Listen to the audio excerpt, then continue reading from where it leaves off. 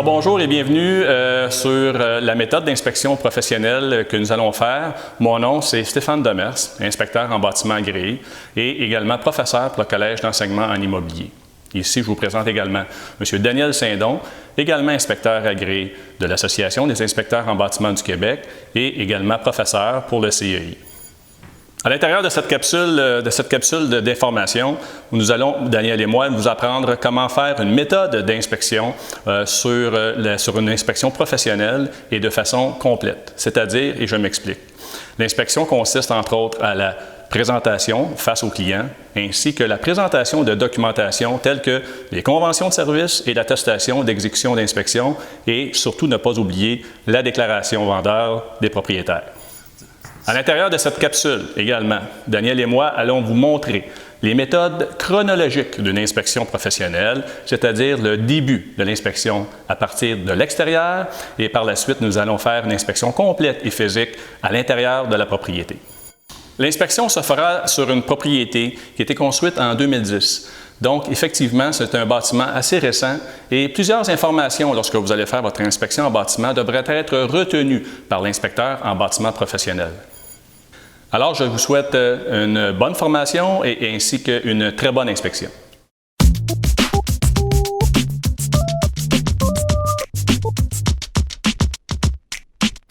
Bon, dans le cadre de cette inspection-là, mon client va être Stéphane Demers. On va partir ça de la base. Vous avez, dans une première part, vous avez reçu un appel d'un client à un moment donné qui vous a dit « Je suis intéressé, j'ai besoin de faire une inspection ». Vous y avez parlé, vous avez été gentil, vous avez été courtois, vous avez été patient, puis vous avez obtenu le contrat. À partir de ce moment-là, vous avez complété une convention de service. Vous avez fait parvenir la convention de service à votre client avec la fameuse norme de pratique que vous connaissez par cœur. On a envoyé au client et aujourd'hui, on est sur place. Ça fait qu'aujourd'hui, je demande à mon client, en l'occurrence M. Demers. M. Demers, vous avez bel et bien reçu mes documents, le courriel que je vous ai envoyé il y a 3 jours. Oui. Donc, M. Demers les a reçus, c'est le fun. La deuxième chose qui est importante maintenant, il les a reçus. Est-ce qu'il les a lus? Est-ce que vous avez lu les documents? J'en ai lu un peu. Les avez-vous compris? Oui. On va leur passer ensemble. Compris tout au complet, là? C'est long. Je l'ai regardé avec ma femme. OK. On va passer au travers. Évidemment, vous avez un numéro de dossier dans le haut de la convention de service. Vous avez mon nom d'entreprise. Je suis un inspecteur agréé. Je suis membre de l'association. Vous avez mon numéro de l'association. Ici, tous les coordonnées sont les vôtres. Il n'y a pas d'erreur. C'est bel et bien votre adresse de courriel? Oui. Good. On va, si vous voulez bien, on va passer au travers de la convention juste pour être sûr que vous avez compris de la même façon que moi la convention. L'article 1 dit que vous avez retenu mes services pour faire une inspection pré-achat. Ça va bien, on est ici pour ça. L'article 2 dit que vous savez c'est quoi une inspection exhaustive et que c'est pas ça que vous allez faire, que je suis un généraliste. Et ça, c'est important que vous le compreniez. Moi, je suis un généraliste. La même chose qu'un médecin à l'urgence qui va vous dire « Vous avez mal aux dents, c'est un dentiste qu'il faut aller voir. » Okay. Donc, c'est ça. Moi, si je découvre un problème en électricité, je vais vous recommander un maître électricien. Si je voyais un problème en structure, je vais vous recommander un spécialiste en structure. Fait que ça, si vous comprenez bien ce qu'il y en est, vous comprenez que c'est pas ça que je vais faire aujourd'hui. Ça fait que je vais avoir besoin de vos initiales ici tantôt. L'inspection porte sur l'inspection présentement ici ou ici, ça dit que l'immeuble est détenu en copropriété, en condominium de divise. C'est pas vrai, il n'y en a pas. Et il n'y a pas de rien de commercial. Si on est d'accord, on est dans un quartier plein résidentiel. L'inspection se fait aujourd'hui. La date d'aujourd'hui, donc on va mettre nos initiales sur chacune de ces pages-là tantôt. La deuxième page que vous avez sûrement compris, je sais que c'est long, mais on va prendre le temps. Je me réserve, comme vous voyez bien, pour rédiger le rapport 3 jours. Par contre, on vous demande ici de prendre aucun engagement avant d'avoir lu le rapport. Moi, je vais me faire suivre à faire un rapport, c'est le fun que vous le lisiez. C'est une seule visite, un seul rapport. Ça, je pense que ça se comprend que je fais l'inspection aujourd'hui. C'est pas un autre jour, c'est aujourd'hui. Toute mon inspection est faite en fonction de ce beau document-là que vous avez lu aussi, je suis certain. Un peu. Tout d'un bout à l'autre. Mm-hmm. Hein? Il y en a 26 pages, fait que je suis sûr que vous l'avez lu. Je suis bel et bien assuré, comme vous m'aviez demandé au téléphone, j'ai une assurance responsabilité. Par contre, si vous avez lu comme il faut, vous avez certaines responsabilités visant cette convention de service-là. Vous devez me fournir tous les documents relatifs à l'immeuble. Entre autres, vous m'avez fait parvenir le fichier, la fiche d'inscription. Vous m'avez fait parvenir la déclaration du propriétaire-vendeur qu'on va regarder tantôt. Ça, vous me les avez fait parvenir. À la fin de mon inspection, j'ai un document qui s'appelle l'attestation que je vais vous demander de signer. C'est un document qui révèle que vous avez conscience qu'on a bel et bien fait l'inspection, qu'on a tout vu, ou les choses qu'on aurait pu ne pas voir. Okay. Comme ici, vous comprenez que le toit, je ne pourrais pas marcher sur le toit à cause de la hauteur. Ce ne serait pas sécuritaire de monter sur le toit, un toit de cette hauteur-là. Mes honoraires, évidemment, je vous avais mentionné dans mon courriel que les honoraires sont payables le jour de l'inspection. Il y a certaines exclusions de garantie, limites de responsabilité. Je garantis mon travail, rien d'autre dans la transaction immobilière. Tout le reste de la transaction, c'est vous. Propriété et transmission du rapport. Le rapport est fait uniquement pour vous. Il va être remis qu'à vous. Moi, je n'en donnerai pas de copie à personne d'autre sans votre autorisation, ou à moins qu'un tribunal m'oblige à en donner une copie. De votre côté, vous pouvez faire ce que vous voulez avec votre rapport. L'observation des lois, puis les lois applicables. Un de ces deux articles-là dit que je respecte le décret de mon association. L'autre dit que je respecte les règlements, les lois du Québec. L'interprétation, le masculin, féminin, singulier, pluriel, vous savez, comme dans chaque convention. Et l'article 14. Celle-là, vous avez peut-être eu un petit peu de difficulté à comprendre. Continuation ou annulation. Ça dit que si jamais il y avait une clause contestée dans ma convention de service, toutes les autres clauses restent valables. C'est ce que ça dit. Ici, vous avez vu, il n'y a rien de marqué parce qu'il n'y avait aucun ajout à faire. Le montant de mes honoraires, qui sont là. Ici, ça dit bien, c'est que si je devais revenir, vous me rappelez pour quelque chose d'autre que mon inspection, il va y avoir des frais.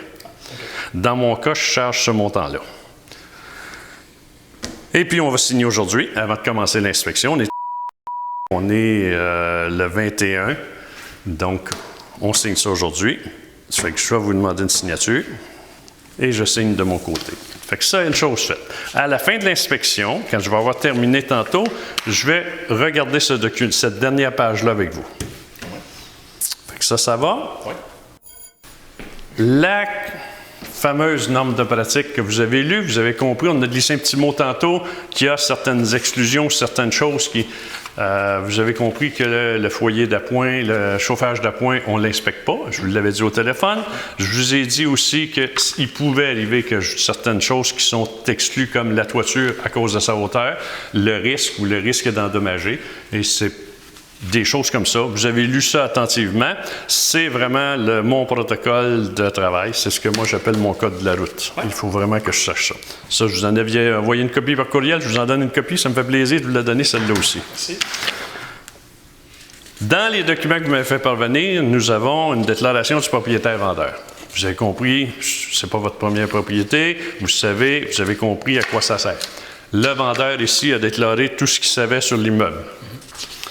Donc, s'il y avait des choses, s'il notait, par exemple, qu'il y avait eu un incendie, on porterait peut-être une attention encore plus sévère à certaines composantes. Ça va pour ça.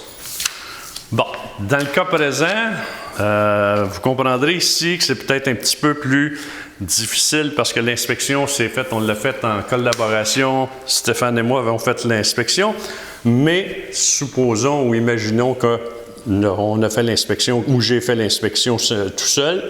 Ce même document-là doit porter le même numéro que la convention de service et ça mentionne bien que l'inspection, ce document-là est signé entre moi, l'inspecteur, et vous, le client. On est toujours au... On dit ici, la première dit, l'inspecteur a obtenu du vendeur et revu avec le client le document intitulé les déclarations du vendeur sur l'immeuble, oui ou non. Et l'inspecteur ne peut obtenir le dit document pour les motifs suivants. Oui, j'ai obtenu, vous me l'avez envoyé, donc j'ai reçu le document par vous.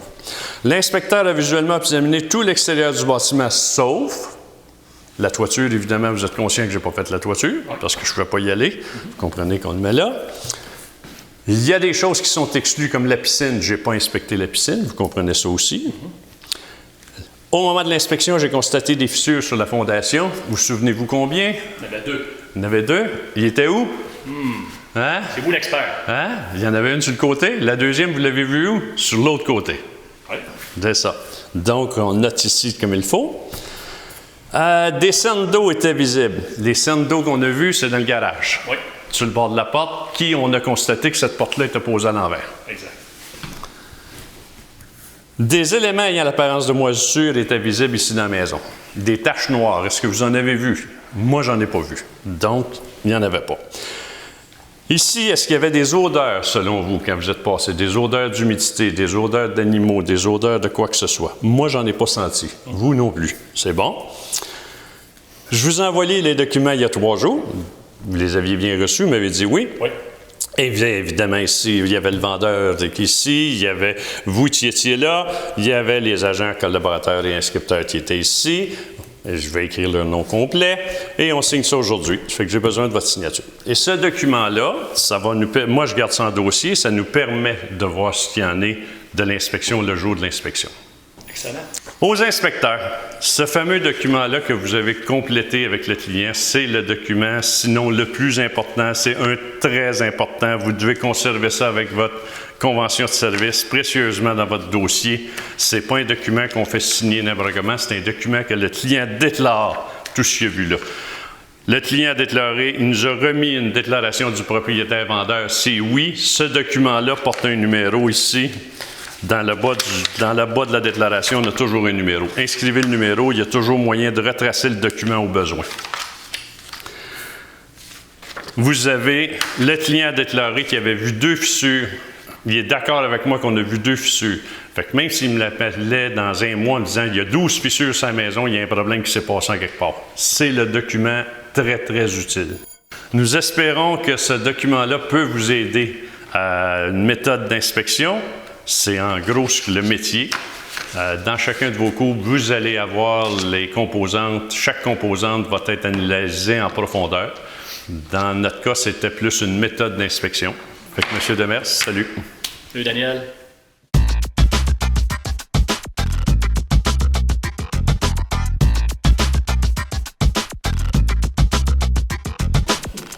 Donc, bienvenue à la section outillage et tout simplement présentation au niveau de l'inspection en bâtiment pour un inspecteur en bâtiment professionnel.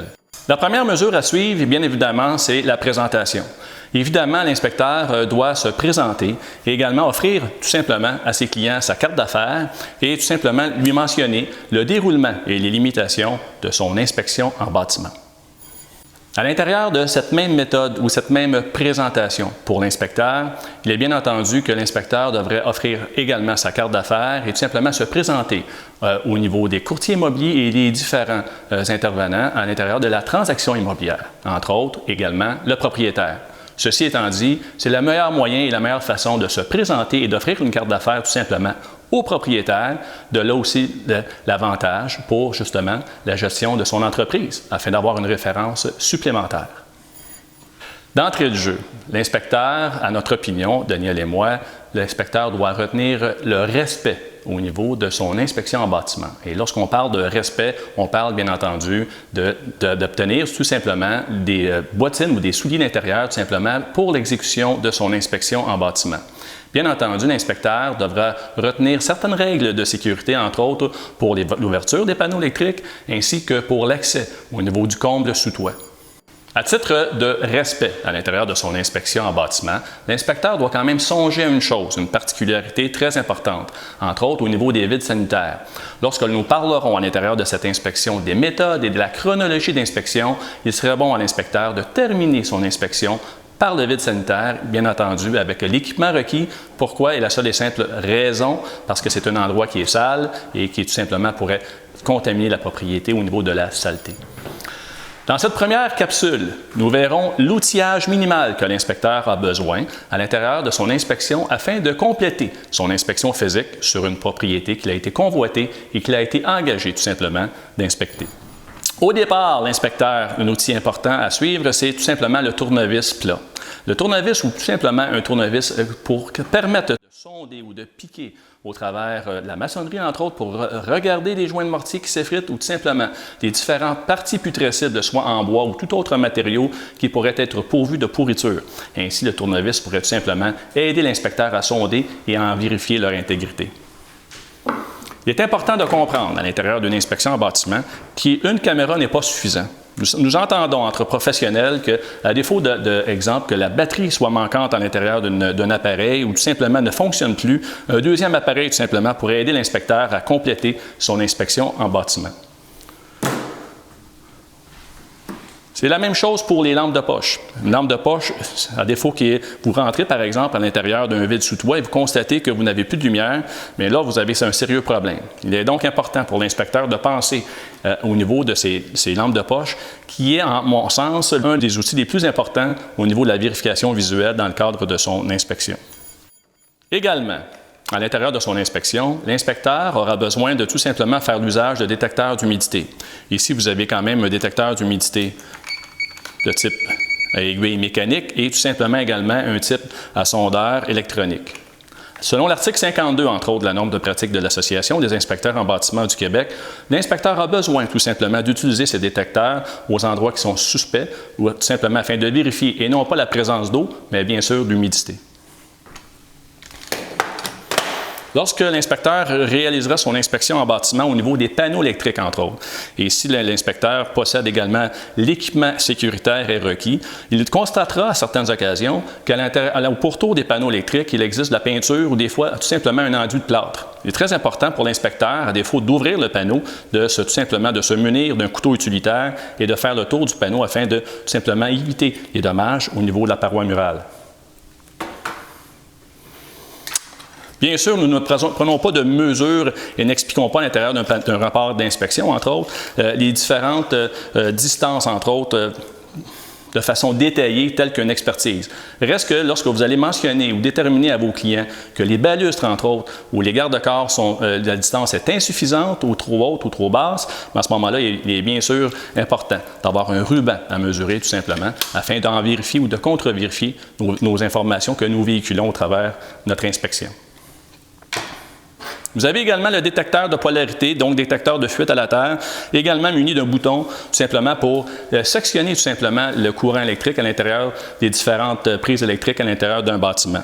Entre autres, vous savez très bien que les 3 lumières qui sont également incluses à l'intérieur de ce dispositif, les 2 premières lumières jaunes, sont pour tout simplement vérifier les mises à la terre. La lumière rouge, à défaut qu'elle s'allume, c'est qu'on a des polarités tout simplement inversées.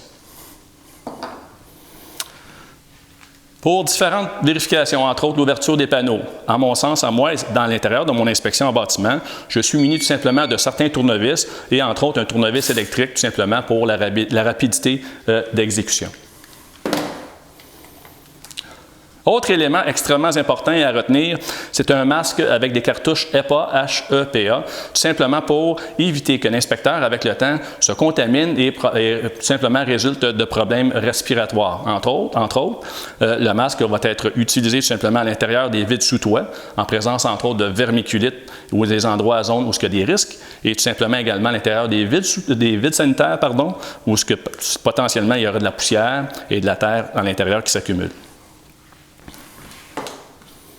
Il existe également un amalgame d'outils qui sont assez importants à l'intérieur d'une inspection en bâtiment. Entre autres, ici, on mentionne et on parle de jumelles, à défaut de ne pas être capable d'accéder au niveau du toit, étant donné des fois sa pente ou parce qu'on ne peut pas tout simplement marcher sur la toiture, reste que rien n'empêche à l'inspecteur de vérifier la toiture avec des jumelles.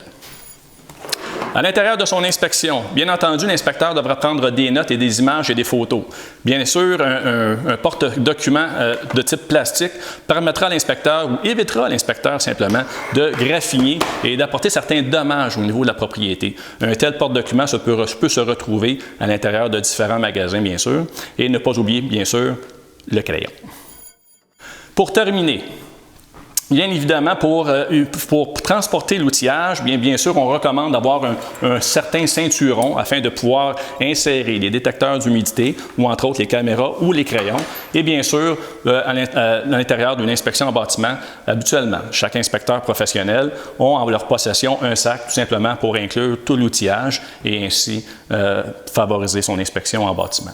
Bien entendu, une échelle extrêmement importante au niveau de l'inspection en bâtiment pour les raisons suivantes, afin d'accéder à la toiture et également accéder à l'intérieur des vides sous toit.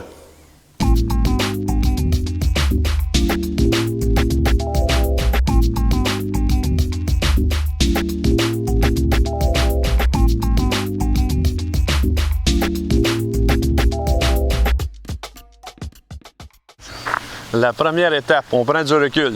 Ouais. On s'en va de l'autre côté de la rue. On regarde la maison dans son ensemble. Ça nous permet de voir la maison dans son ensemble au complet, sur sa localisation. Ça nous permet de voir les pentes de terrain, ça nous permet de voir la toiture, ça nous permet de voir à peu près tout avec du recul, tout simplement. Ça nous permet, on voit au premier coup d'œil, on l'avait vu, mais on le voit que l'allée n'est pas recouverte avec absolument rien. On voit qu'on a une descente pluviale qui s'arrête sur le toit. Ça nous donne une vue de l'ensemble. On va maintenant commencer ça sur le bord. On commence toujours de la même façon, c'est-à-dire la méthode que vous avez choisie, soit à droite, à gauche, mais toujours de la même façon. On a une descente de gouttière qui est trop près du sud de la maison. Une porte d'arche en arc comme ça, on s'aperçoit aussi qu'il y a une fissuration dans le centre de l'arche. OK, on continue tout ça. On vérifie la prise pour savoir si elle est avec un disjoncteur intégré. Présentement, j'ai pas de courant. On va vérifier tantôt si c'est juste le disjoncteur qui est défait. On va faire le tour, on va revenir voir la toiture tantôt.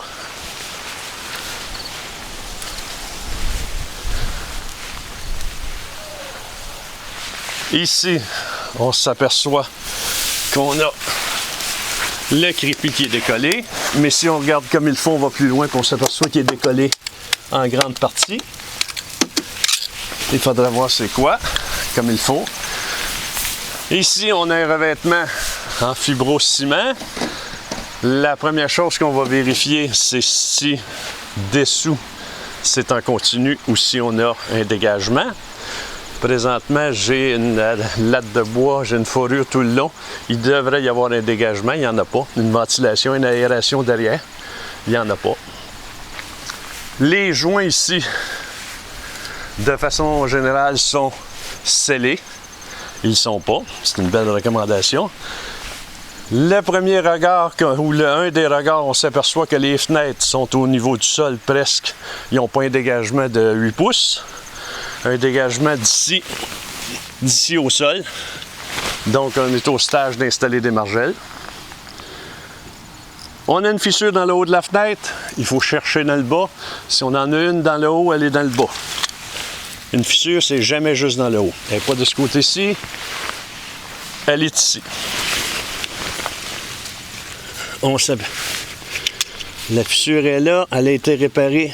Il y a une toile, donc elle a été réparée jusqu'au sol. On voit qu'elle a été réparée. Ça fait qu'on va noter au rapport qu'il y a eu une fissure, puis qu'elle a été réparée. On va prendre une petite photo de ça.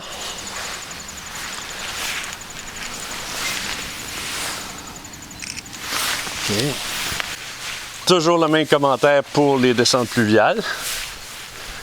Ils sont vraiment trop près du sol. Le mât électrique, il est attaché comme il faut. On a vérifié s'il y avait son aération, ou on vérifie s'il y a son aération en le flattant. Ici, on est en arrière, on regarde, il y a ici dans le mur, la première chose qu'on voit, il y a eu quelque chose d'installé.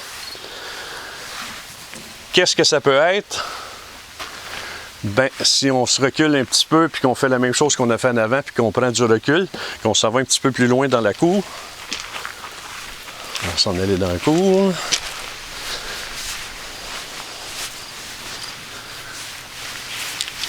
Puis qu'on regarde l'ensemble comme il faut. Là, on s'aperçoit quand on regarde la terrasse avec la descente, plus le sol qui est dégagé, il y avait sûrement un spa ici. Donc, ce qu'on voit au mur, c'était l'interrupteur qui était là, la place de l'interrupteur qui a été scellée. Fait que ça va. Si on regarde l'ensemble, on voit la toiture ici.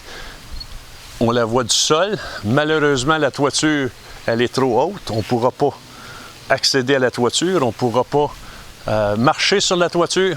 On va voir le plus qu'on peut voir. Et de l'intérieur, on va aller dans le comble puis on va vérifier s'il y avait de l'infiltration d'eau ou des choses anormales. On continue ici en arrière. On s'aperçoit qu'on a une terrasse sur pieux vissé. On va regarder la structure maintenant, comment est-ce que ça porte, comment c'est solide ou pas. En fait, on vient de s'apercevoir que peut-être qu'il y avait un spa, mais quand on regarde dans le rangement, on s'aperçoit que c'est tout du matériel d'entretien d'un spa. Ça fait que ça confirme bien, ça confirme notre soupçon ou nos observations. On s'aperçoit qu'on a une poutre de bois à supporter par des pieux vissés, donc c'est solide, il n'y a pas de problème, c'est bon. On va juste maintenant monter sur la terrasse puis aller voir comment est-ce que c'est fait.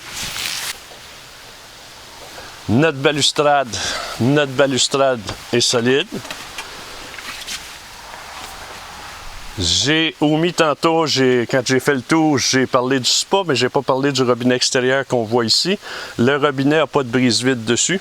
Ça serait une très bonne recommandation. Tout ce qu'on pourrait recommander ici, c'est de l'entretien parce que le bois est tenu. C'est un bois traité qui n'a jamais été traité.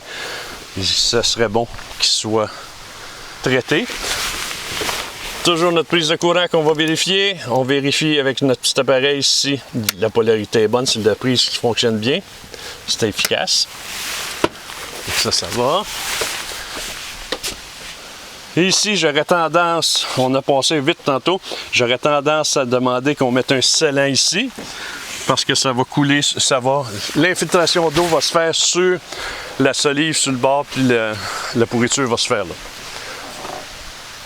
Ça, c'est bon. Quand on parlait de joint tantôt,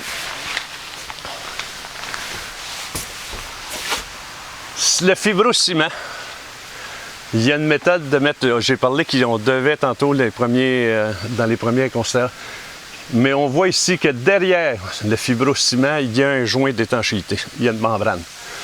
Fibrociment, contrairement à d'autres produits, à d'autres recouvrements, ils mettent derrière la membrane d'étanchéité. On le voit bien ici. On va se prendre une petite photo pour notre album souvenir.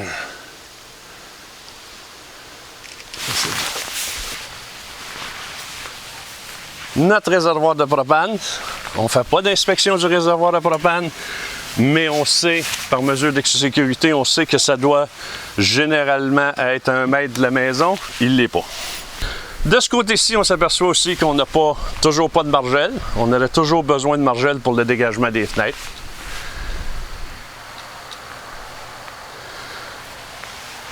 Notre climatiseur a un interrupteur. C'est ce qu'il faut. Ça, c'est toujours dans le but que le technicien ne se fasse pas électrocuter. Les portes comme ça ici, souvent, comme ici, sous la porte, on a une fissure. Et cette fissure-là n'a pas été réparée. On le voit bien. Donc ici, c'est important de la faire réparer. Les portes latérales comme ça des garages, la plupart du temps, ne sont pas scellées dans le bas et c'est le cas ici. Ça, on doit porter une attention spéciale. Ici, là, je remonte là, mes doigts à la pleine longueur. Fait que ça ici, c'est appelé, c'est pas fermé, donc c'est appelé avec la neige à pourrir. Ça va pourrir derrière le revêtement.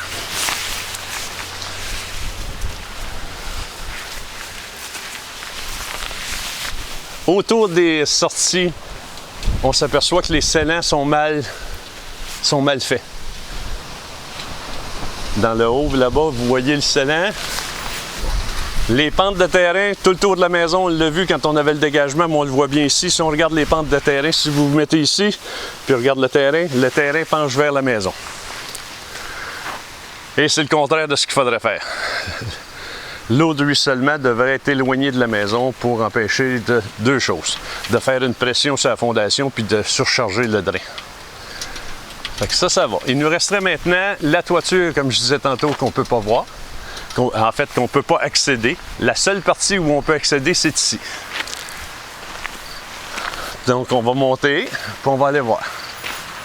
OK, comme on l'expliquait tantôt, malheureusement, on ne monte pas sa toiture ici, on ne sera pas capable. On va l'observer du sol. C'est ce qu'on a fait en arrière, ce qu'on a fait quand on était dégagé en avant. On peut monter ici, cette partie-là. Ça nous permet de venir voir ici, puis de soulever le bardeau un petit peu pour voir s'il y a une membrane.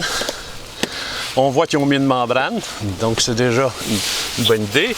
On voit notre descente de gouttière tantôt que je parlais de quand on était en introduction, quand on était de l'autre côté de la rue, qui descend ici. L'inconvénient d'une gouttière qui s'arrête ici, c'est que le flou d'eau qui va venir de la gouttière va toujours couler à la même place. Donc c'est sûr que ce bardeau-là va user prématurément ici.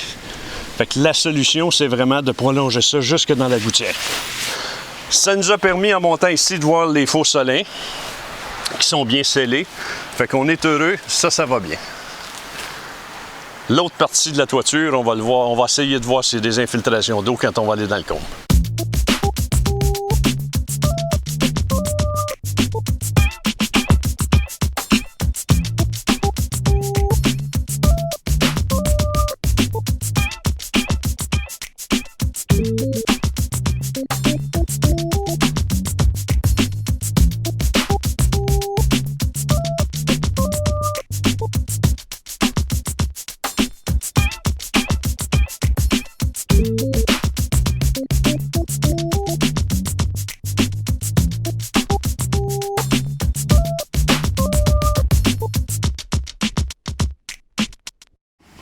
Alors, bien entendu, bienvenue encore une fois dans une troisième partie ou une troisième capsule au niveau de l'inspection en bâtiment professionnel. Maintenant, ici, nous allons parler de la méthode d'inspection à l'intérieur de cette propriété ici. Bien entendu, l'inspecteur, au niveau de sa chronologie, devrait débuter son inspection selon notre opinion, tout simplement à partir du sous-sol, tout simplement par la suite faire la continuité à l'intérieur des garages et par la suite au premier étage, deuxième étage et finaliser tout simplement son inspection à l'intérieur du vide sous toit. La première chose importante à retenir au niveau de la méthode d'inspection, bien entendu, selon la norme de pratique de l'Association des inspecteurs en bâtiment du Québec, entre autres, l'inspecteur doit vérifier tous les systèmes de chauffage et les sources de chauffage à l'intérieur de chaque pièce et de les mettre en fonction.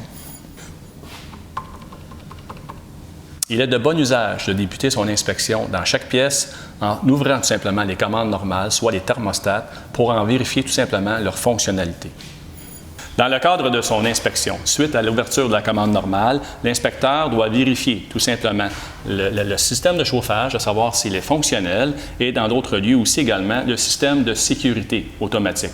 Maintenant, ici, pour des plaintes électriques, le système de sécurité se retrouve à l'intérieur des boîtiers de contrôle et également par un maillon fusible qui est installé à l'intérieur de la plainte électrique. Donc, une bonne méthode d'inspection pour vérifier l'intégrité des murs et plafonds au niveau d'une propriété, bien sûr et bien entendu, c'est l'usage d'une lampe de poche telle que nous avons décrit lors de la présentation d'outillage. Une bonne manœuvre pour l'inspecteur est de vérifier tout simplement de façon chassée, un peu comme ça, ici, latérale, simplement de vérifier les murs et, bien entendu, à l'intérieur de certains bâtiments, tout simplement, vous allez pouvoir constater des fois des réparations pouvant laisser présager souvent de problèmes structurels. Encore une fois, il est très important pour l'inspecteur en bâtiment de garder une chronologie d'inspection. Entre autres, ici, je débute mon inspection sur le mur ici latéral au sous-sol. On peut constater, entre autres, certains petits dommages au niveau du mur. Nous allons vérifier avec le détecteur de fuite à la terre, tout simplement, les polarités et les mises à la terre au niveau des prises électriques. Ici, dans la propriété que nous sommes, nous pouvons constater au niveau de la solive de rive ou la ceinture tout simplement de la propriété, l'absence de produit ignifuge au niveau de l'uréthane giclé, donc le produit isolant ici. Bien entendu, à défaut que le propriétaire installe simplement un plaque-au-plâtre au plafond, ce revêtement tout simplement pourrait servir aux personnes ici en guise de protection tout simplement pour l'isolation qui est mise en application.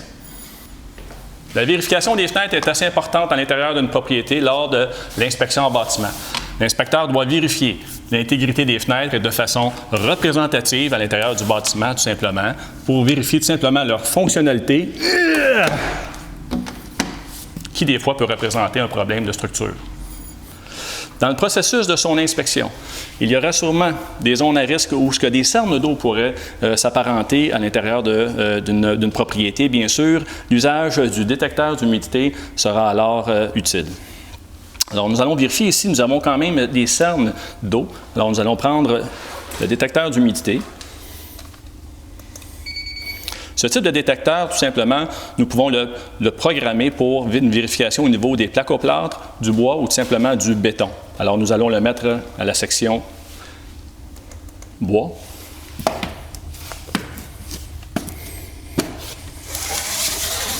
Il est important de vérifier qu'à défaut qu'il y aurait présence d'humidité, de sonder ailleurs pour voir des fois s'il y aurait toujours une présence d'eau ou d'humidité ailleurs sur le bâtiment afin de pouvoir comparer les endroits qui ont été vérifiés.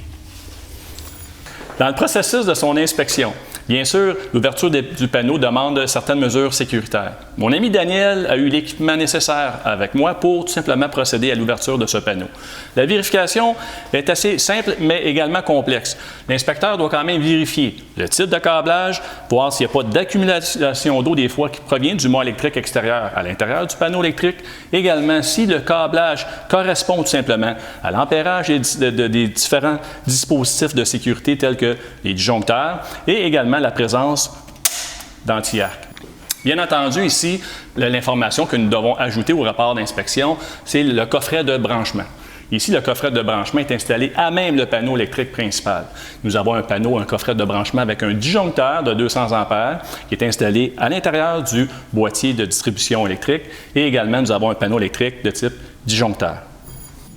Une autre déficience qu'on peut observer ici, vous pouvez constater ici le plénum. Donc, nécessairement, nous avons un système de chauffage central à l'air pulsé.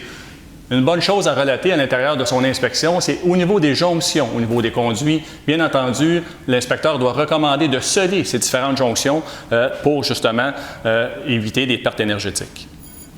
Donc, tel que discuté, à l'intérieur d'un rapport d'inspection, l'inspecteur doit décrire les différentes composantes selon la norme de pratique de l'Association des inspecteurs en bâtiment du Québec. Bien entendu, pour prendre ces notes, donc, entre autres, décrire les différentes composantes et en donner aussi également leurs conditions. Bien entendu, l'inspecteur doit prendre certaines notes.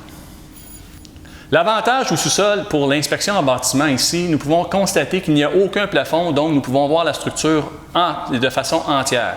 On peut constater ici et on peut décrire au niveau des solives que c'est des poutrelles ajourées tout simplement appuyées sur une poutre en bois et également avec une colonne en bois. Dans la continuité de l'inspection en bâtiment, effectivement, si nous restons à l'intérieur du système de chauffage, à l'intérieur d'une propriété, l'inspecteur doit assurément observer les registres et les sources de chauffage à l'intérieur de chaque pièce. Et ici, au sous-sol, il n'est pas rare de constater qu'en présence d'un système à air pulsé, il existe également des plaintes électriques à la base des murs pour justement assurer une qualité au niveau du système de chauffage. L'avantage que nous avons aujourd'hui, nous avons des ouvertures à l'intérieur des cloisons murales dans cette propriété dite vacante et nous pouvons observer quand même le type de pare-vapeur ici de type thermofoil en aluminium. L'avantage que nous avons ici pour cette propriété, nous pouvons voir et constater à l'intérieur des plafonds, entre autres, le type de plomberie ici qui est du PEX, donc du polyéthylène réticulé, qui alimente entre autres le bâtiment en eau chaude et en eau froide. En continuant notre inspection, bien sûr, l'inspecteur doit vérifier l'ouverture et la fermeture des portes de façon représentative ou tout simplement toutes les portes à l'intérieur de la propriété. Cette action permet à l'inspecteur tout simplement de vérifier l'intégrité des portes et surtout voir s'il n'y a pas non plus de problème au niveau de la structure de la propriété. Bien sûr, nous sommes ici à la salle mécanique. À l'intérieur de la salle mécanique, l'inspecteur doit sûrement vérifier le chauffe-eau, entre autres. Nous sommes en présence d'un chauffe-eau de 60 gallons ici. Bien entendu, il doit vérifier également l'alimentation électrique, à savoir s'il concorde avec la capacité du chauffe-eau ici présent et aussi surtout l'année du chauffe-eau en question. Ici, nous avons un chauffe-eau qui a été fabriqué en 2010. À l'intérieur de la salle mécanique, bien entendu, nous avons parlé et discuté du système de chauffe-eau, mais bien entendu, l'inspecteur devra vérifier également l'intégrité, entre autres, du système de chauffage. Si nous nous approchons ici, nous pouvons observer également la présence d'un drain de plancher et tout en éclairant à l'intérieur du drain, l'inspecteur pourra constater, entre autres, la présence d'un dispositif anti-retour. Nous sommes en présence ici également, entre autres du système de chauffage à l'air pulsé. Nous avons également un système d'échangeur d'air mécanique et également un système de balayeuse centrale. Malheureusement, bien sûr, le système de balayeuse centrale n'est pas inclus à l'intérieur ou dans le cadre d'une inspection en bâtiment. Ici, nous pouvons également observer ce qui pourrait être un bassin de captation. Maintenant, la situation, c'est que suite à l'essai, la tentative d'ouverture, nous pouvons constater que nous avons une limitation suite au système de chauffage qui est installé par-dessus le couvercle d'installation du bassin. Bien entendu, à l'intérieur du rapport d'inspection, nous devons décrire et informer nos clients, bien sûr, sur la limitation que nous avons ici pour l'ouverture et la vérification du bassin de captation.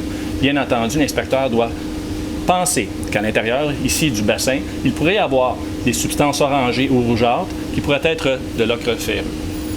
Dans cette salle mécanique et pour terminer l'inspection dans cette pièce, bien entendu, nous avons la présence d'une amenée d'eau principale, donc le tuyau qui arrive par la ville, donc l'amenée d'eau principale, la bride de fixation, la mise à la terre. Ici, dans ce cas particulier-là, ici, elle est installée sur l'amenée d'eau principale et également la valve d'arrêt, la valve de fermeture de l'entrée d'eau principale. Donc, à l'intérieur de son inspection, bien sûr, l'inspecteur doit vérifier, entre autres, les escaliers, bien sûr, mais également les garde-corps. Ici, l'inspecteur doit décrire les composantes et, bien sûr, en mentionner leurs conditions. Dans son inspection, l'inspecteur doit vérifier la stabilité des installations et, bien sûr, l'intégrité.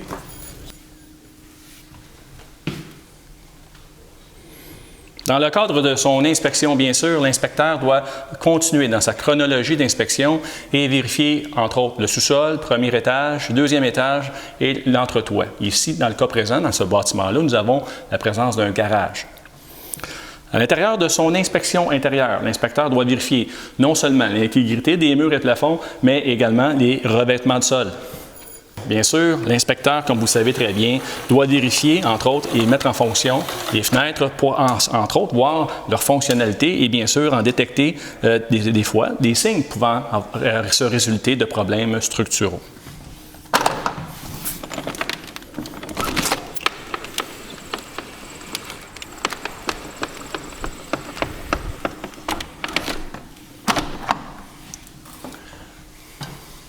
Ne pas oublier non plus, lorsque vous faites une inspection en bâtiment, bien sûr, vous allez sûrement discuter et parler des solins extérieurs et de l'absence ou la présence de salins.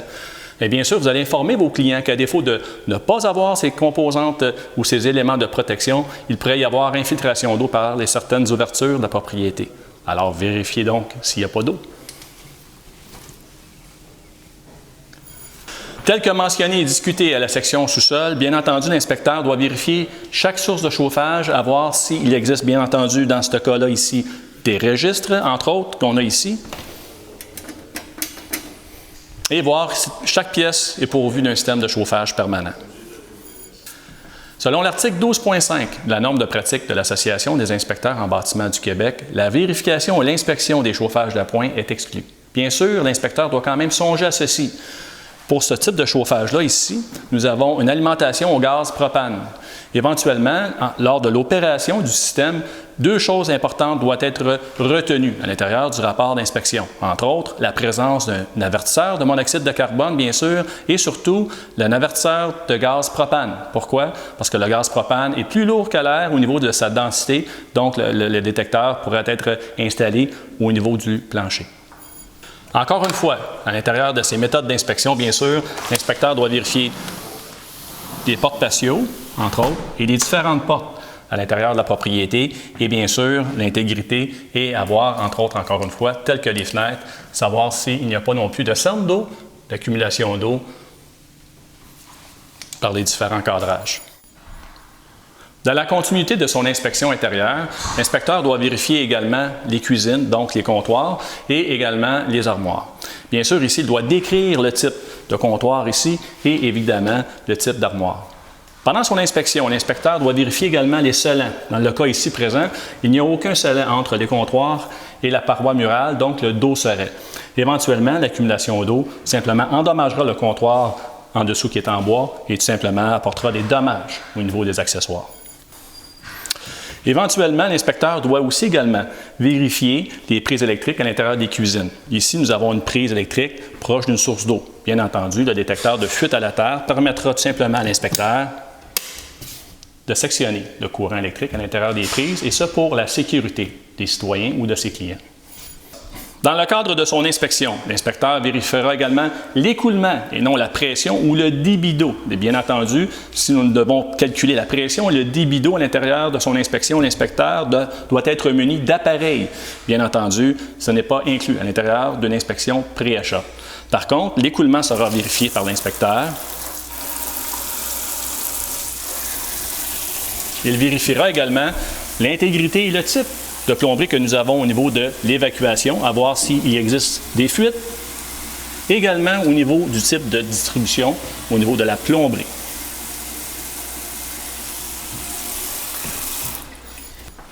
L'inspecteur doit vérifier également dans le processus de son inspection à l'intérieur, tout simplement de vérifier les armoires, le mécanisme, et de savoir s'il n'y a pas de dommages au niveau des installations.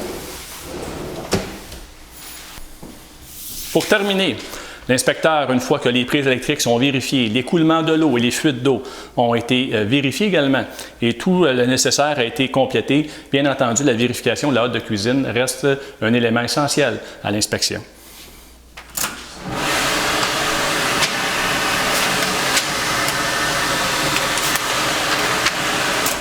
Assurez-vous par la suite que la sortie de hotte de cuisine, entre autres, s'évacue de l'extérieur et non à l'intérieur du vide sous toit. Maintenant, dans la chronologie d'inspection, bien sûr, nous sommes rendus à l'étape de l'inspection du garage. Bien entendu, ici, il est important pour l'inspecteur de vérifier l'intégrité de la porte, à savoir si c'est une porte pleine ou une porte protégée, à voir s'il existe des coupes bises, tout simplement, ou des coupes gaz sur les 4 côtés du cadrage de porte.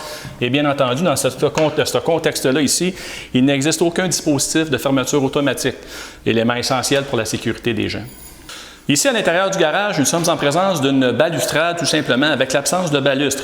Bien entendu, pour des raisons de sécurité, l'inspecteur doit le mentionner à l'intérieur de son rapport d'inspection et bien sûr, à l'intérieur de son inspection physique, lorsque les clients, bien sûr, seront présents avec lui.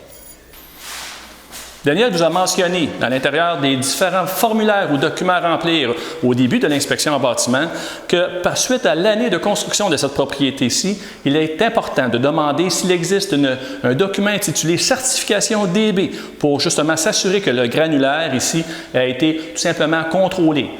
Cette mesure s'applique depuis les années 99-2000 et bien sûr, le granulaire, lorsqu'une maison est construite, doit être tout simplement contrôlé, j'ose espérer.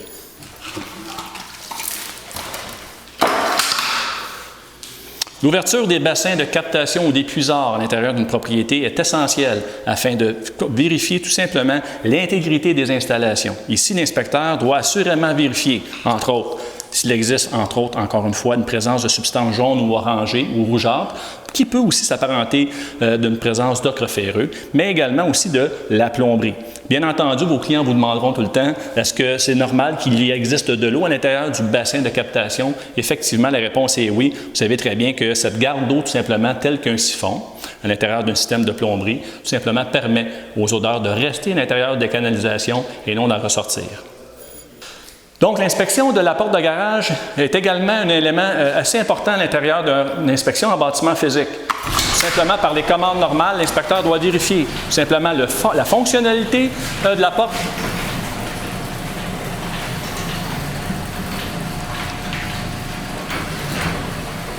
Bien sûr, les différents coupe-froids à l'intérieur ici.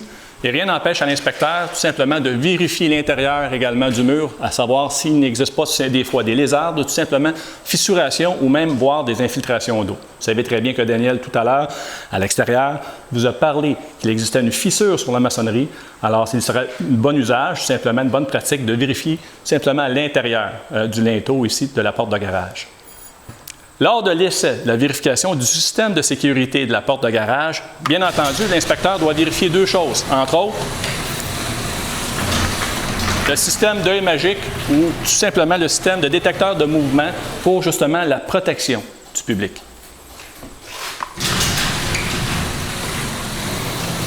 Il doit également vérifier si la porte tout simplement se rouvre automatiquement en présence d'un objet. Allons voir la situation.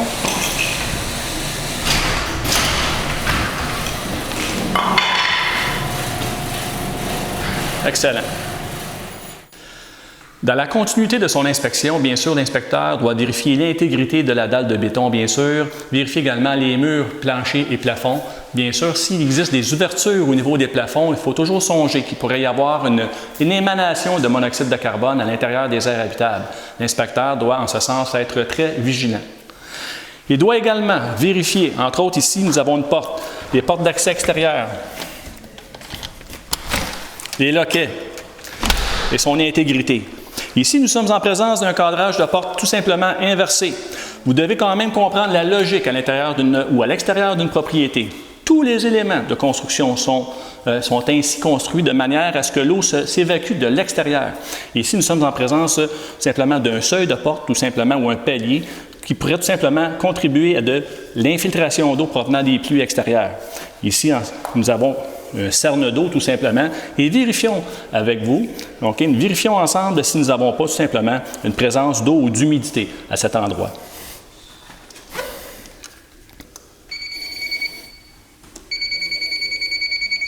Bien entendu, lorsque vous avez des déficiences ou tout simplement des signes d'eau ou des cernes d'eau et que le détecteur tout simplement vous indique qu'il y a présence d'humidité, il faut absolument prendre photo tout simplement de chacune des déficiences et surtout des endroits où il y a des cernes d'eau et de le décrire à l'intérieur du rapport d'inspection. Donc l'inspection, nous sommes toujours au premier étage et l'inspection constitue tout simplement à vérifier encore une fois l'intégrité des murs, planchers, plafonds et des revêtements de sol à l'intérieur de cette propriété. Il faut absolument vérifier encore une fois chaque fenêtre, l'ouverture et la fermeture de chaque porte ou de façon représentative. Ici, nous avons une salle d'eau tout simplement avec une salle de lavage. À l'intérieur de son inspection et à l'intérieur de son rapport d'inspection, l'inspecteur doit aussi également mentionner le type de conduit de sécheuse tout simplement. Et dans ce cas-ci, c'est un conduit de type métallique. Il doit également vérifier des chasses d'eau, la stabilité des toilettes, également vérifier la présence de valves à l'intérieur de chaque robinetterie. Et encore une fois, vérifier par les commandes normales avec les robinets l'intégrité des tuyaux, le type de conduit d'évacuation, également le type de conduit de distribution et voir aussi également la capacité ou l'efficacité surtout de l'écoulement de l'eau.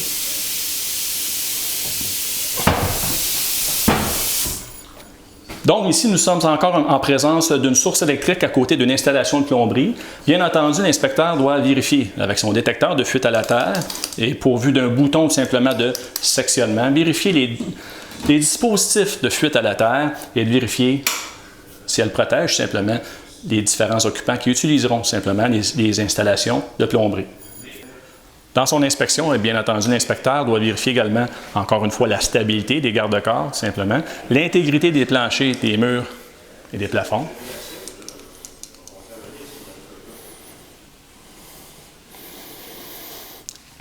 Les luminaires et les prises de courant sur une méthode représentative. Ici, vous êtes en présence de fixtures encastrées.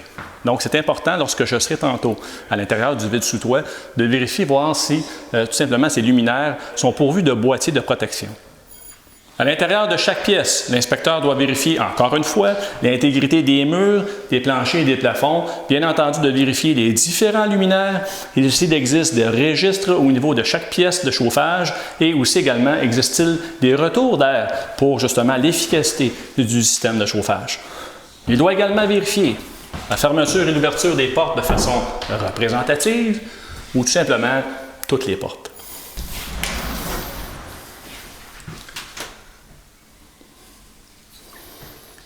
Il n'est pas rare d'observer à l'intérieur des placards des luminaires tout simplement sans aucune protection.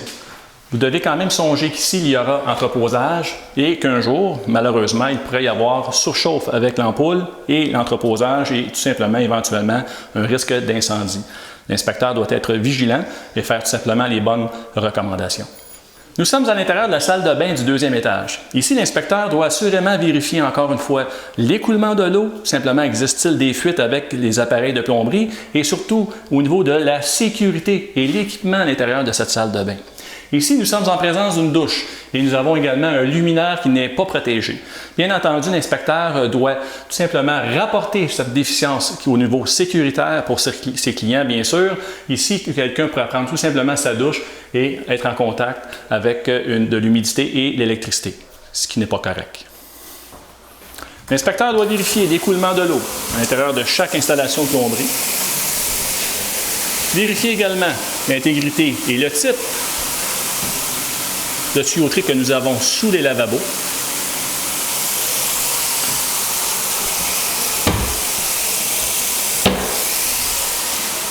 Il doit également mettre en opération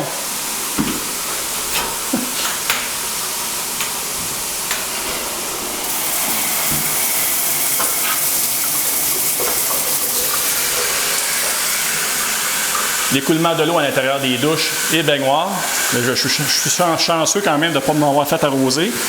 Il est aussi de bonnes pratiques de vérifier tout simplement les coins de douche avec le système d'arrosage, si bien sûr vous avez une douche téléphone, de vérifier s'il n'y a pas non plus de fuite d'eau qui pourrait endommager la paroi murale à l'arrière des installations. L'inspecteur, dans le cadre de son inspection, doit également vérifier les chasses d'eau, la stabilité des toilettes, et également, s'il existe une valve d'arrêt, tout simplement pour fermer l'eau en cas de fuite. L'importance ici, nous sommes au deuxième étage. Il est donc important pour l'inspecteur de mettre en fonction des appareils de plomberie et les laisser fonctionner pendant quelques minutes, peut-être 2 ou 3 minutes, tout simplement pour vérifier s'il n'y a pas d'obstruction au niveau de l'évacuation de la plomberie et surtout vérifier au niveau de l'intégrité de l'écoulement de la distribution d'eau à l'intérieur de ce bâtiment. À l'intérieur de mon inspection ici, je peux constater qu'il y a présence d'une prise électrique et vous pouvez constater et observer qu'il y a bouton poussoir, donc elle est de type DDFT, comme vous le savez très bien, donc devrait protéger les utilisateurs pour la plomberie. Vous devez quand même comprendre ceci, que même en présence de prise de sectionnement tout simplement, vous devez tout de même utiliser, encore une fois, votre détecteur de fuite à la terre tout simplement et en vérifier leur fonctionnalité.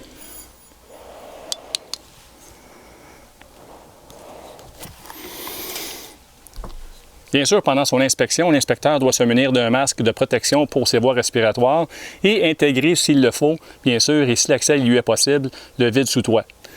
Bien entendu, ici, les vérifications qu'on doit faire, c'est au niveau de l'isolation, bien sûr, nous sommes en présence de cellulose et également le type de pare-vapeur entre le plafond, si vous voulez, de l'air habitable et du vide sous toit. L'inspecteur doit également vérifier l'intégrité de la structure tout en marchant à l'intérieur de ce comble et tout simplement vérifier également s'il n'existe pas des fois des signes d'infiltration d'eau ou des cernes d'eau pouvant tout simplement lui référer à des signes d'infiltration d'eau par des problèmes de toit. En fermant la lumière, nous pouvons constater tout simplement des ouvertures au niveau des avant-toits. Donc, c'est des sous-faces, tout simplement, ici, elles sont ventilées, tout simplement. Et ça permet une ventilation efficace à l'intérieur de ce comble ici, tout simplement pour éviter la condensation, des fois, ou des problèmes de digues de glace à l'extérieur. Dans la poursuite de son inspection, à l'intérieur de ce vide sous toit, l'inspecteur doit également vérifier toutes les émergences intérieures, entre autres la colonne de plomberie. Est-ce qu'il existe des infiltrations d'eau? Est-ce que la plomberie et la tuyauterie de ventilation, entre autres, au niveau de la ventilation, des changeurs d'air, est-ce que les conduits sont bien isolés? Et également, souvenez-vous de la situation. Nous avions ici des luminaires au plafond.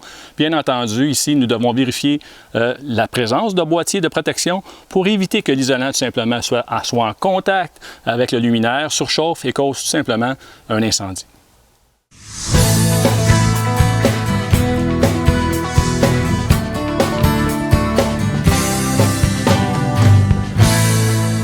Alors bonjour et bienvenue à la dernière session sur la méthode d'inspection. Bien entendu, comme vous avez observé, nous avons fait l'inspection avec M. Daniel Saindon sur le bâtiment témoin. Donc, nous avons passé au travers l'inspection physique du bâtiment.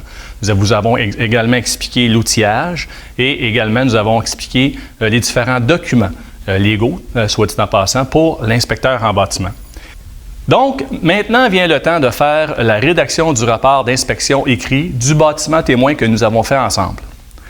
Bien sûr, nous avons pris des notes au niveau de l'inspection suite à la vérification du bâtiment.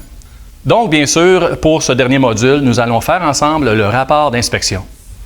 Donc, au départ, comme je l'ai mentionné tout à l'heure, bien sûr, vous avez une feuille de route, j'ose espérer, où vous avez pris certaines notes sur la description de la propriété, entre autres, et surtout sur certaines déficiences que vous avez observées durant votre inspection physique des lieux. Lors du rapport d'inspection, bien sûr, vous avez besoin initialement, pour suivre cette formation, de la norme de pratique de l'Association des inspecteurs en bâtiment du Québec. La norme de pratique fait usage, à l'heure où on se parle, au Collège d'enseignement en immobilier. Si vous avez cette norme entre les mains, vous allez observer, selon l'article 14 de cette norme, certaines informations importantes pour la rédaction du rapport d'inspection. Donc, allons voir ensemble les différentes informations qui y sont inscrites.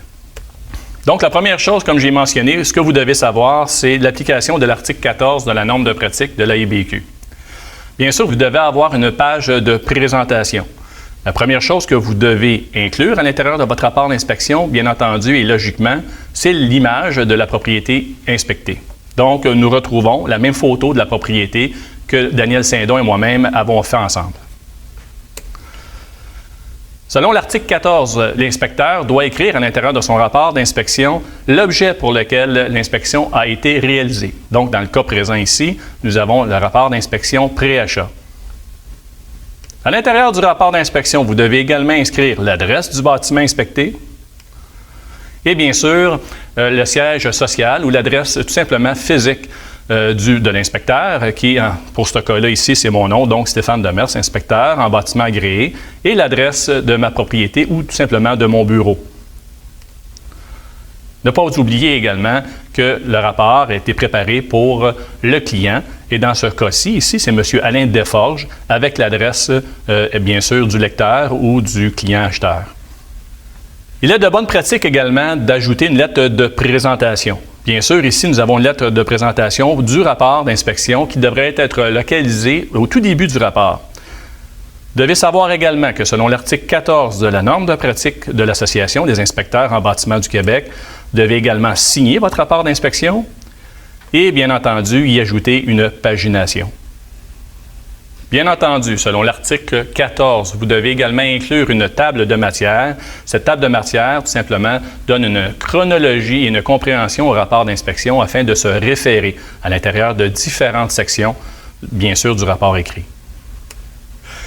Toujours selon l'article 14 de la norme de pratique, vous devez également et obligatoirement inscrire ces informations que nous allons voir ensemble, entre autres. La date de l'inspection, donc pour le cas présent, nous avons réalisé l'inspection le 21 septembre et l'heure de l'inspection, donc on parle de 13 heures. Bien sûr, la durée de l'inspection physique n'est pas obligatoire selon l'article 14, mais est quand même une bonne information intéressante. Bien sûr et obligatoirement, selon l'article 14 de la norme de pratique, vous devez essentiellement inscrire les conditions atmosphériques à l'intérieur de votre rapport écrit. Les personnes présentes lors de l'inspection physique sont également obligatoires à l'intérieur du rapport d'inspection. Bien sûr, ici, dans le cas présent, nous avons l'acheteur, donc M. Alain Desforges. Nous avons également le courtier inscripteur, qui était M. Daniel Saint-Don. Nous avons également le courtier collaborateur, qui était Michel Pouliot. Et nous avons également le propriétaire, qui est Marcel Dionne. Bien entendu, si vous avez des gens, exemple, comme des entrepreneurs, par exemple, ou une tierce personne ou des intervenants tels qu'un maître électricien ou un ingénieur en structure, il est de bon augure de l'ajouter à l'intérieur de cette section. Vous devez également donner une description sommaire du bâtiment. Bien sûr, l'année de construction. Et par la suite, voici un style de description sommaire du bâtiment qui est en vigueur tout simplement au Collège d'enseignement en immobilier et qui vous donne un exemple complet de la description de la propriété inspectée. Dans le cas présent ici, nous parlons d'un bâtiment de type unifamilial de 2 étages, construit sur un sol qui est plat tout simplement et détaché de chaque côté. Cette propriété est pourvue de murs de fondation en béton coulé sur place, d'un parement en briques et tout simplement d'un déclin en aluminium. La toiture à 4 versants est composée de bardeaux d'asphalte. On pourrait tout simplement également rajouter que ce bâtiment est également pourvu d'un panneau électrique d'un disjoncteur de 200 ampères, le mode de chauffage, le système de climatisation bien sûr, et pourquoi pas le type d'amener d'eau retrouvé à l'intérieur de cette propriété. Le document intitulé « Déclaration du propriétaire-vendeur » doit également figurer à l'intérieur du rapport écrit. Voici un exemple type que nous donnons ou que nous offrons tout simplement au Collège d'enseignement en immobilier.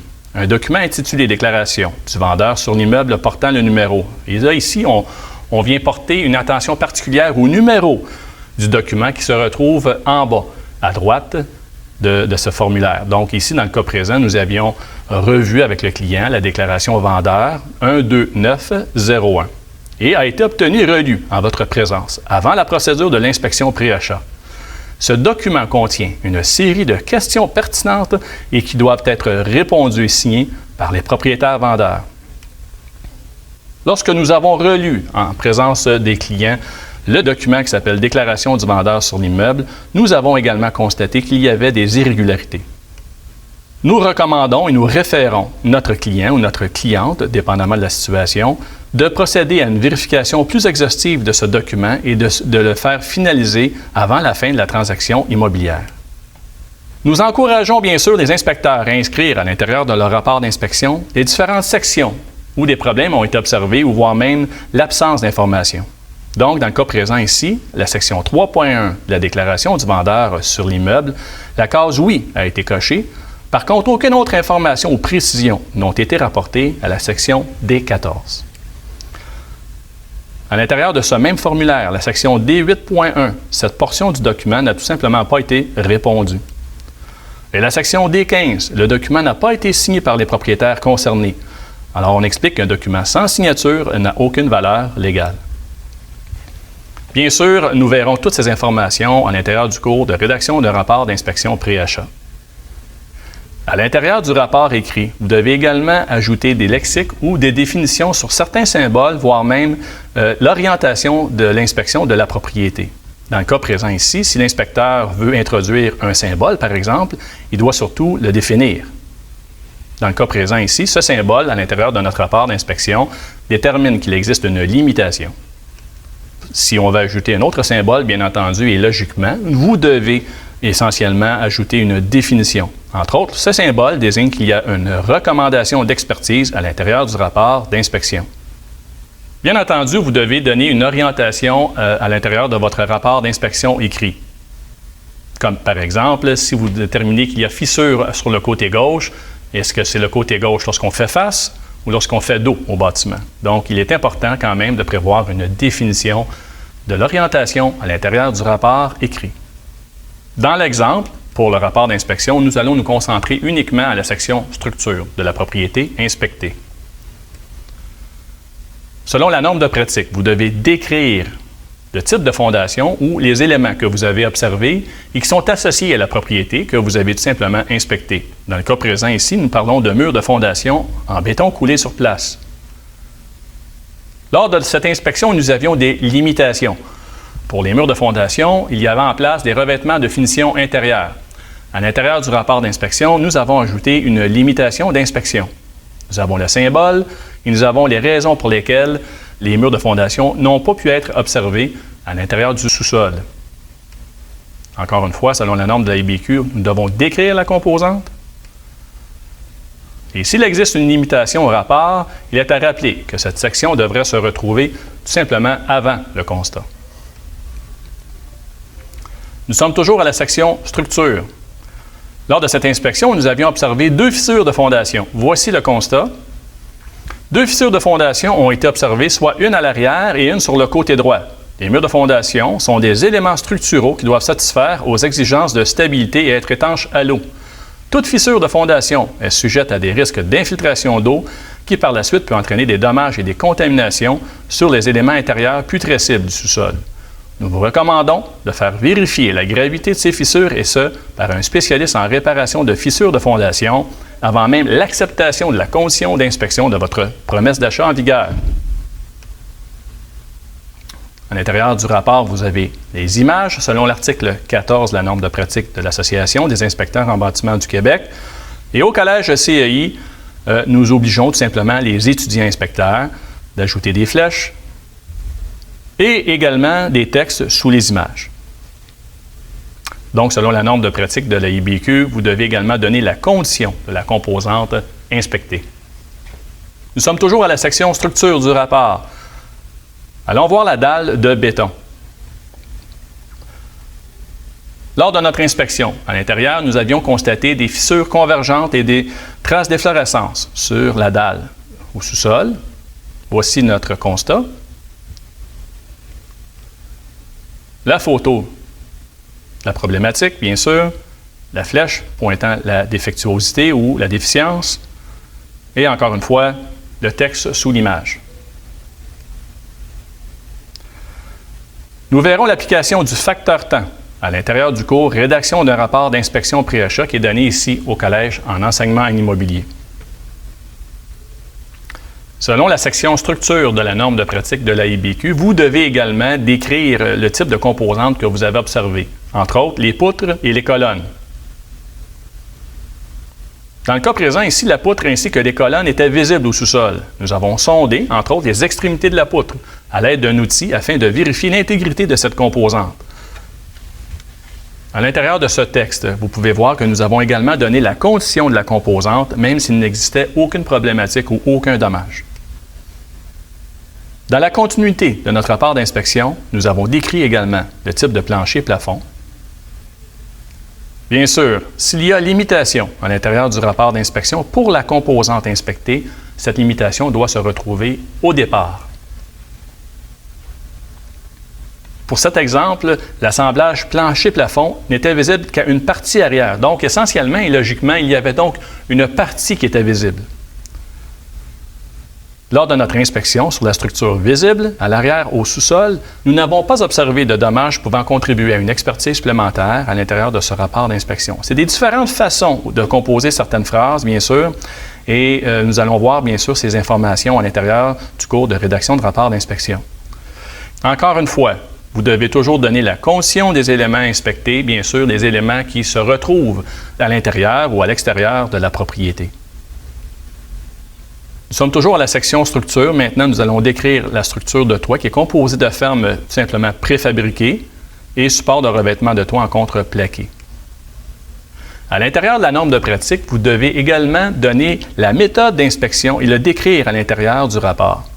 Ici, pour le vide sous toit, nous avons pénétré et marché à l'intérieur du vide sous toit lors de cette inspection. La trappe d'accès est localisée à l'intérieur du placard de rangement de la chambre arrière. Encore une fois, l'inspecteur doit donner la condition, bien sûr, des éléments retrouvés à l'intérieur du vide sous toit. Ici, nous parlons de structure, alors l'inspecteur doit décrire la condition de la structure lorsqu'il a fait son inspection. Il n'est pas obligatoire d'ajouter une photo ou tout simplement une image pour expliquer la condition normale de la composante ou de l'élément inspecté. Le rapport d'inspection doit conserver une chronologie logique et compréhensive. Il doit également être pourvu de titres, de sections bien sûr, et de sous-sections facilement identifiables. Dans son rapport écrit, l'inspecteur doit également mentionner la méthode d'inspection selon la norme de pratique en usage.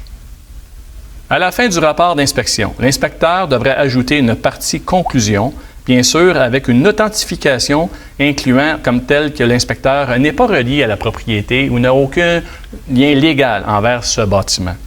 Et pourquoi pas ajouter certaines informations telles que votre site Internet et tout simplement vos informations où l'on peut tout simplement vous rejoindre. Bien sûr, l'inspecteur doit suivre la norme de pratique en vigueur provenant d'une association ou d'un ordre professionnel. Chaque point doit être inscrit tel qu'il a été expliqué à l'intérieur de cette formation. Les sections toiture, plomberie, électricité, chauffage, isolation, ventilation, enveloppe extérieure et intérieure doivent être inscrites à l'intérieur d'un rapport d'inspection professionnel. Il est également important que l'inspecteur puisse donner une importance sur la présence ou l'absence des avertisseurs de fumée ou de monoxyde de carbone, et ce, surtout pour la protection de ses propres clients. L'inspecteur en bâtiment doit connaître les 4 étapes sur la rédaction d'un constat.